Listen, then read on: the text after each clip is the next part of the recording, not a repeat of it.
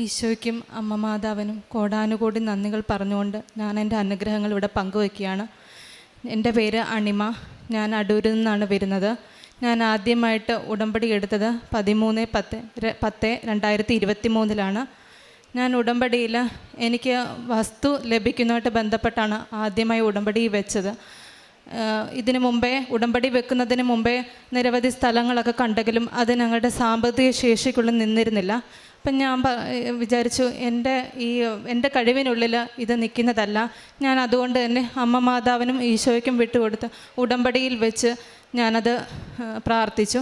അപ്പോൾ അങ്ങനെ ഇരിക്കെ ഉടമ്പടിയിൽ മുന്നോട്ട് പോകുമ്പോൾ എനിക്ക് സ്വപ്നം കണ്ടു. അതായത് അമ്മ മാതാവും ഉണ്ണീശോയും മഴവില്ലിൽ വന്ന് നിൽക്കുന്നതിന് സ്വപ്നം കണ്ടു. എല്ലാ ദിവസവും ഞാൻ തുടർച്ചയായിട്ട് ഡെയിലി ബ്രെഡിൽ പങ്കെടുക്കാറുണ്ട്. അപ്പോൾ അങ്ങനെ അതിൻ്റെ ഈ സ്വപ്നം കണ്ടതിൻ്റെ അടുത്ത ദിവസം തന്നെ ജോസഫ് അച്ഛൻ ഉടമ്പടി മഴവില്ല് കാണുന്നത് മാതാവ് ഉടമ്പടി ഉറപ്പിക്കലാണെന്ന് പറഞ്ഞു. അപ്പം തന്നെ എനിക്കൊരു ആശ്വാസം ഉണ്ടായി. എൻ്റെ എന്തെങ്കിലും ഒരു നിയോഗം നടക്കാനായിരിക്കുന്നു കണ്ടു. അപ്പോൾ പിന്നെ ആ ഒരു മാസം തന്നെ ഞാനൊരു വസ്തു കാണുകയും അതെൻ്റെ പേര് രജിസ്റ്റർ ആവുകയാണ് ചെയ്തത്. അപ്പോൾ ഞങ്ങൾ ഈ വസ്തു സംബന്ധമായിട്ട് രജിസ്റ്റർ ചെയ്യുന്നതിന് മുമ്പ് അദ്ദേഹത്തിൻ്റെ വീട്ടിൽ പോകുന്നതിന് മുമ്പ് എനിക്ക് അനുയോജ്യമായ രീതിയിൽ എൻ്റെ സാമ്പത്തിക ശേഷിക്കുള്ളിൽ നിന്നുകൊണ്ട് എനിക്ക് ആ വസ്തു കിട്ടണമെന്ന് പറഞ്ഞ് ഞാൻ അദ്ദേഹത്തിൻ്റെ വീട്ടിലേക്ക് പോകുന്നതിന് ഉടമ്പടി ഉപ്പ് വിതറിയിരുന്നു. അതുപോലെ തന്നെ ഞാൻ വിചാരിച്ചതിലും വളരെ താഴ്ന്ന് എനിക്ക് എൻ്റെ സാമ്പത്തിക ശേഷിക്കുള്ളിൽ നിന്നുകൊണ്ട് എനിക്ക് ആ വസ്തു രജിസ്റ്റർ ചെയ്ത് തന്നു. അടുത്ത സാക്ഷ്യം, എൻ്റെ തൊണ്ടയിൽ ഒരു മുഴ പോലെ ഒരു തടിപ്പ് പോലെ വന്നിരുന്നു. പിന്നെ സർജനെ കാണിച്ചപ്പോൾ സ്കാൻ ചെയ്യാൻ പറഞ്ഞു. സ്കാൻ ചെയ്തപ്പം റേഡിയോളജിസ്റ്റ് സംതിങ് സീരിയസ് ആണ്, ഇതുടനെ റിമൂവ് ചെയ്യേണ്ടി വരും എന്നാണ് പറഞ്ഞത്. ഞാൻ സർജനെ കണ്ടപ്പോൾ എനിക്ക് FNACക്ക് ഡേറ്റ് എഴുതി തന്നു. അപ്പം ഞാൻ FNACക്ക് ഡേറ്റ് തന്ന അതിന് മുമ്പേ തന്നെ ഞാൻ അച്ഛൻ്റെ ഇവിടെ വന്ന് കൃപാസനത്തിൽ വന്ന് ഉടമ്പടി ധ്യാനത്തിൽ പങ്കെടുക്കുകയും ഉടമ്പടി തൈലും ഉപ്പും സേവിച്ചതിൻ്റെ ഫലമായിട്ട് എൻ്റെ തൊണ്ടയിലെ ആ തടിപ്പ് മാറി. FNAC ഡേറ്റിന് മുമ്പ് തന്നെ എൻ്റെ ആ തൊണ്ടയിലെ തടിപ്പ് മാറി. എന്തായാലും FNAC ഡേറ്റ് തന്ന ആ ഡേറ്റ് ഞാൻ ഡോക്ടറെ പോയി കണ്ടപ്പോൾ ഡോക്ടർ ചോദിച്ചു, ഇപ്പോൾ ആ തടിപ്പ് കാണാനില്ലല്ലോ, അതെന്താണ് ചോദിച്ചു. എന്തായാലും FNAC ഒന്ന് ചെയ്യാൻ പറഞ്ഞു. അങ്ങനെ ഞാൻ FNAC ചെയ്തപ്പോൾ എനിക്ക് കുഴപ്പമായിട്ടുള്ള ഒന്നും കണ്ടില്ല. എന്നാലും ഡോക്ടർ പറഞ്ഞു, ഒന്നും കൂടെ സ്കാൻ ചെയ്ത് നോക്ക്, എന്താ നമുക്ക് നോക്കാമെന്ന് പറഞ്ഞു. അപ്പം ഞാൻ ഒന്നും കൂടെ സ്കാൻ ചെയ്ത് നോക്കിയപ്പോൾ അങ്ങനെ ഒരു സംതിങ് സീരിയസ് ആയിട്ടുള്ളൊരു മുഴയോ ഒന്നും തന്നെ അവിടെ ഇല്ല എന്ന് കണ്ടു. പിന്നെ എനിക്ക് ഭവന നിർമ്മാണ ആവശ്യത്തിനായിട്ട് എൻ്റെ വസ്തുവിൽ കിണർ കുഴിക്കുന്നതായിട്ട് ബന്ധപ്പെട്ട വാസ്തു സംബന്ധമായിട്ട് സ്ഥാനം കണ്ടപ്പോൾ ഞാനവിടെ ഉടമ്പടി വിശ്വാസപ്രമാണം ചൊല്ലി ഉടമ്പടി ഉപ്പ് വിതറിയിരുന്നു. അതിൻ്റെ ഫലമായിട്ട് ഞാൻ 7ാമത്തെ തൊടി വെട്ടി അന്ന് ഞാൻ കാശുരൂപം പിടിച്ച് അമ്മയോട് പറഞ്ഞു, അമ്മേ, ഇന്നെൻ്റെ കിണറിൻ്റെ 7ാമത്തെ തൊടി വെട്ടുന്ന ദിവസമാണ്. അമ്മയുടെ പ്രത്യക്ഷീകരണ സമയം ഇന്ന് ഉച്ചയ്ക്ക് 2:30 മുമ്പ് എൻ്റെ കിണറ്റിൽ വെള്ളം കാണണേ അമ്മേ എന്ന് ഞാൻ പ്രാർത്ഥിച്ചു. അതേപോലെ തന്നെ പ്രാർത്ഥിച്ച ഒരു അരമണിക്കൂർ കഴിഞ്ഞപ്പോൾ തന്നെ എന്നെ എൻ്റെ കോൺട്രാക്ടർ വിളിച്ചിട്ട് പറഞ്ഞു, ഇതുപോലെ കിണറ്റിൽ വെള്ളം കണ്ടു എന്ന് പറഞ്ഞു. അപ്പോൾ ഞങ്ങളുടെ ഈ കിണറിൻ്റെ തൊട്ടപ്പുറത്തുള്ള ഭൂമിയിൽ അവർ കിണർ കുഴിച്ചപ്പോൾ അവിടെ പാറയും അത്യാവശ്യത്തിന് വെള്ളവും അവിടെ ഇല്ലായിരുന്നു. അപ്പോൾ അതൊക്കെ പേടിച്ചിട്ട് ഞാൻ കിണറിൻ്റെ സ്ഥാനം കണ്ടപ്പോൾ തന്നെ വിശ്വാസപ്രമാണം ചൊല്ലി ഉപ്പിട്ടു. ഇപ്പോൾ അവിടെ എൻ്റെ ഹസ്ബൻഡിൻ്റെ അമ്മ എന്നെ വിളിച്ച് പറഞ്ഞത്, മറ്റുള്ള സമീപ പ്രദേശങ്ങളെല്ലാ കിണറ്റിലേക്കാളും വെള്ളം കൂടുതൽ കിടക്കുന്നത് നമ്മുടെ സ്ഥലത്ത് വെട്ടി ആ കിണറിനാണെന്ന് പറഞ്ഞു. പിന്നെ എനിക്ക് ആത്മീയമായിട്ടുള്ള വളർച്ച എന്തെന്ന് വെച്ചാൽ എനിക്ക് ഭയങ്കര ദേഷ്യപ്പെടുന്നൊരു സ്വഭാവമായിരുന്നു. മറ്റുള്ളവർ എന്നെ എന്ത് പറഞ്ഞാലും അവരോട് തിരിച്ച് പറയാതെ എനിക്കൊരു സമാധാനം വരത്തില്ലായിരുന്നു. അങ്ങനത്തെ ഒരു സ്വഭാവം, എന്തൊരു ശത്രുത സ്വഭാവമായിരുന്നു. എന്നോട് എന്തെങ്കിലും ആരെങ്കിലും പറഞ്ഞാൽ തിരിച്ച് പറയണം എന്നുള്ളൊരു സ്വഭാവമായിരുന്നു. അങ്ങനെ എനിക്ക് അമ്മ മാതാവ് എൻ്റെ ഒരു ദിവസം ഞാൻ സ്വപ്നത്തിൽ വന്നതാണ്. ഒരു ദിവസം ഞാൻ മെഴുകുതിരി കത്തിച്ചുകൊണ്ടിരിക്കുമ്പോൾ അത് ഉരുകി ഒരു പ്രാവിൻ്റെ രൂപത്തിലാകുന്നു. പിന്നെ എനിക്ക് 4 എന്ന് പറഞ്ഞു വന്നു. അപ്പം ഞാൻ വിചാരിച്ചു, ഞാൻ ജോലിക്ക് വേണ്ടിയിട്ട് നിയോഗത്തിൽ വെച്ചിട്ടുണ്ട്. അപ്പം ഞാൻ വിചാരിച്ചു 4 എനിക്ക് ചിലപ്പോൾ എന്തെങ്കിലും അപ്പോയിൻമെൻറ്റ് ഓർഡർ വരാനായിരിക്കും, അല്ലെങ്കിൽ എന്തെങ്കിലും റിസൾട്ട് വരുന്നതായിരിക്കും എന്ന് ഞാൻ വിചാരിച്ചു. പക്ഷേ അതൊന്നും അല്ലായിരുന്നു. ഞാൻ ഒന്നുകൂടെ ചിന്തിച്ച് എൻ്റെ ഫോണിൽ പരിശുദ്ധാത്മാവ് 4 എന്ന് ഞാൻ സെർച്ച് ചെയ്തു. അപ്പോൾ വന്നത് പരിശുദ്ധാത്മാവിൻ്റെ 4ാമത്തെ ഫലമാണ് ക്ഷമ എന്നുള്ളത്. എന്ന് വെച്ചാൽ എനിക്ക് മറ്റുള്ളവരോട് ക്ഷമിക്കാനുള്ളൊരിതില്ലായിരുന്നു. അത് മാതാവ് എനിക്ക് തന്ന എന്നോട് മുന്നറിയിപ്പാണ്, ക്ഷമിക്കൂ, എല്ലാം നിനക്ക് സാധ്യമാവുന്നുള്ളത്. അതുപോലെ തന്നെ ആ ഒരു സ്വപ്നം കണ്ട് ഞാൻ ആ രീതിയിൽ എൻ്റെ ജീവിതം ക്രമപ്പെടുത്തിയപ്പോൾ തന്നെ എനിക്ക് എൻ്റെ പല വിധത്തിലുള്ള നിയോഗങ്ങളും എൻ്റെ സാധിച്ചു കിട്ടി. ഞാൻ പ്രേക്ഷിത പ്രവർത്തനമായിട്ട് ഞാൻ പിന്നെ ബസ് സ്റ്റാൻഡുകളിലും അതേപോലെ തന്നെ ഓട്ടോ സ്റ്റാൻഡുകളിലും എല്ലായിടത്തും വ്യക്തിപരമായിട്ടും എല്ലാം ഞാൻ കൃപാസന പത്രം കൊടുക്കാറുണ്ട്. അതേപോലെ തന്നെ അച്ഛൻ്റെ ഡെയിലി ബ്രെഡ് എന്നും ഞാൻ കൂടാറുണ്ട്. അതെന്നും ഞാൻ സ്റ്റാറ്റസ് ആക്കാറുണ്ട്. ഇനി ഇവിടെ നടക്കുന്ന എല്ലാ സാക്ഷ്യങ്ങളും ഞാൻ സ്റ്റാറ്റസ് ഇടാറുണ്ട്. എനിക്കറിയാവുന്ന കൂട്ടുകാരികളോടെല്ലാം ഞാൻ ഇതിനെക്കുറിച്ച് എനിക്ക് കിട്ടിയ അനുഗ്രഹങ്ങൾ ഞാൻ പറയുകയും അവരെ ഇവിടെ കൊണ്ടുവന്ന് ഞാൻ ഉടമ്പടി എടുപ്പിക്കുകയും ചെയ്തിട്ടുണ്ട്.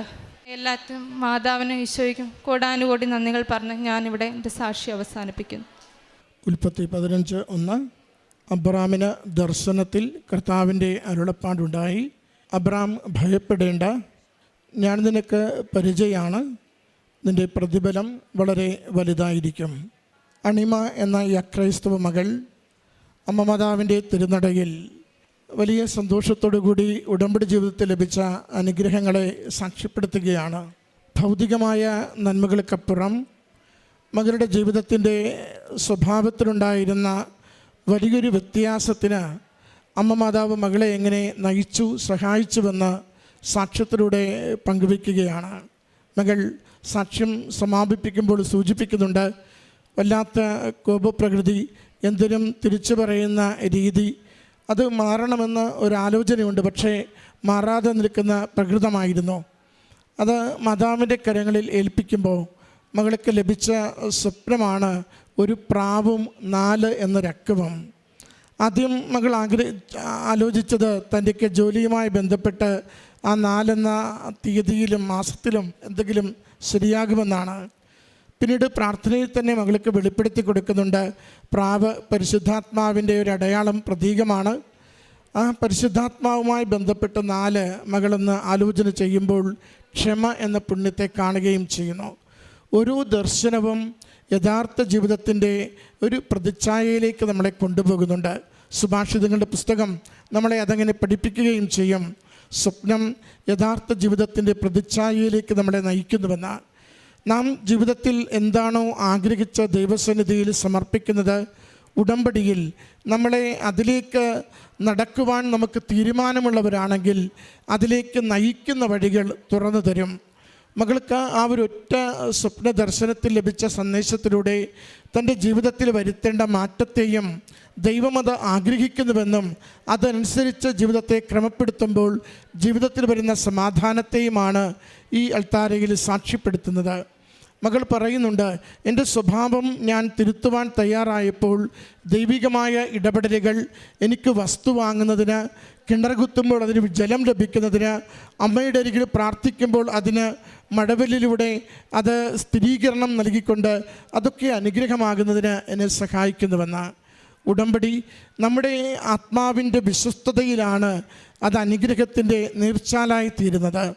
നമുക്ക് ദൈവത്തോട് എളിമയുള്ള, സ്നേഹമുള്ള, സന്തോഷമുള്ള ഒരു ശരണപ്പെടൽ സാധിക്കുമെങ്കിൽ ഉടമ്പടിയിലെ ഏതൊരു നിയോഗത്തിനും സമയച്ചുരുക്കത്തിലും നമ്മൾ തന്നെ നമ്മുടെ കൺമുമ്പിൽ കാണും വിധവും അനുഗ്രഹങ്ങളായി അവ മാറുന്നത് അനുഭവിക്കുവാനാവും.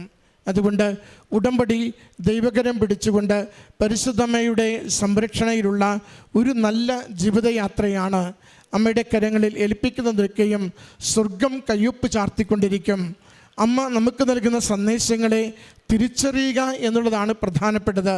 ഒരു മഴവില്ല് കണ്ടപ്പോൾ ഉടമ്പടി ഉറപ്പിക്കുന്നതാണെന്ന് മകൾക്ക് മനസ്സിലായി. ഒരു പ്രാവിനെയും 4 നക്കത്തെയും കണ്ടപ്പോൾ തനിക്കുള്ള വ്യക്തമായ സന്ദേശമെന്ന് മനസ്സിലായി. അത് പിന്നീട് മകളുടെ ജീവിതത്തിൽ അനുഗ്രഹമാകും വിധം തിരിച്ചറിയുകയും ചെയ്യുന്നു. നമ്മുടെ ജീവിതം അതിൻ്റെ ഏതൊരു ജീവിത വിഷയത്തെയും ശുഭകരമാക്കുവാനും ദൈവിക സംരക്ഷണമുള്ളതാക്കുവാനും പ്രാർത്ഥിക്കാം. ഈ മകൾക്ക് ലഭിച്ച ഈ അനുഗ്രഹങ്ങൾക്ക് അമ്മ മാതാവിനും തിരുക്കുമാരനും നന്ദി പറഞ്ഞുകൊണ്ട് കരങ്ങളടിച്ച് ഈ സാക്ഷ്യം നമുക്ക് സമർപ്പിക്കാം. അത്യപൂർവ ദൈവാനുഭവങ്ങൾ ഇനി നിങ്ങൾക്കും സ്വന്തം. ഈ യൂട്യൂബ് ചാനൽ ഇതുവരെ സബ്സ്ക്രൈബ് ചെയ്തിട്ടില്ലെങ്കിൽ ഇപ്പോൾ തന്നെ സബ്സ്ക്രൈബ് ചെയ്യുക. ഈ വീഡിയോ ഇപ്പോൾ തന്നെ നിങ്ങളുടെ സുഹൃത്തുക്കൾക്ക് ഷെയർ ചെയ്തുകൊണ്ട് കർത്താവിൻ്റെ പ്രേക്ഷിതരാകുക.